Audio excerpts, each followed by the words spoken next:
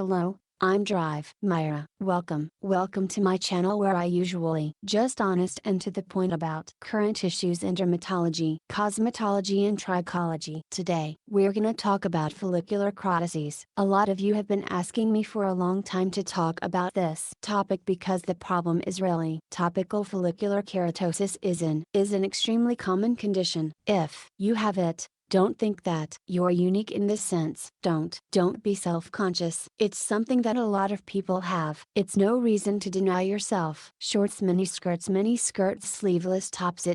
It's not contagious. Epidemiologic danger. It's not contagious, so it's not a danger to others. Shouldn't care. The term follicular keratosis is a disorder of keratinization of the skin that affects the mouth and funnel of the follicles, where the horny scales rise above the surface of the skin and under the fingers. This creates a rough feeling, usually affects the extensor surfaces of the upper arms, shoulders, thighs, sometimes face. There are widespread forms of the process. Even the skin of the torso is involved. This skin change can be either isolated and of no danger to, or it can be associated with pathologic processes, follicles such as follicular atrophy, and even scarring. Well, here's a typical. Follicular keratosis is a condition in which the mouth of the follicle is closed. With horny plugs around the follicle, the skin changes color. If we're talking about light-colored skin like most of you, it's likely to be redness. If we're talking about skin like mine,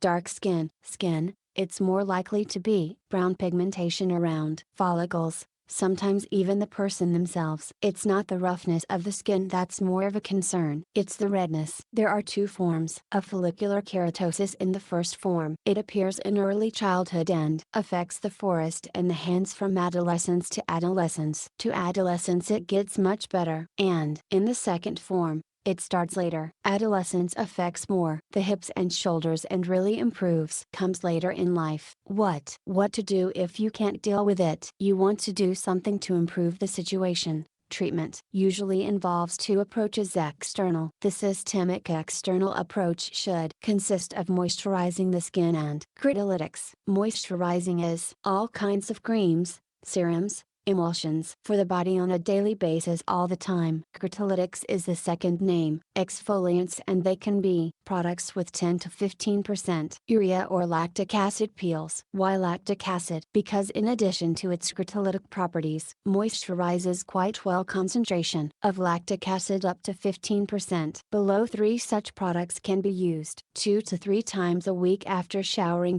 Peeling with salicylic acid it will exfoliate, but it won't moisturize. Also works well with molecular keratosis. External retinoids work soft version of this. For example, the Master David et al. Area of interest can be applied every day, regardless of whether or not you've applied urea and lactic acid or not. But I still think a more effective treatment is Rhitosol lotion, and it needs to be applied externally. Otherwise you need a course of 3 to 6 months and then a maintenance treatment of the area of interest once or twice a week. It is better to use urea or acids on this day, not to use only moisturizing. Also use retinoic ointment creams. Tretinoin if Rhitosol is not available, but lotion is convenient because it's liquid. It's convenient for large areas. You can't underestimate the systemic vitamin A intake, but vitamin A preparations, even the same of it, should be prescribed by a doctor for severe follicular keratosis. Sometimes even prescribing synthetic retinoids such as Tigazone, but this is already heavy therapy for complex problems is important. Friends, the drugs that you've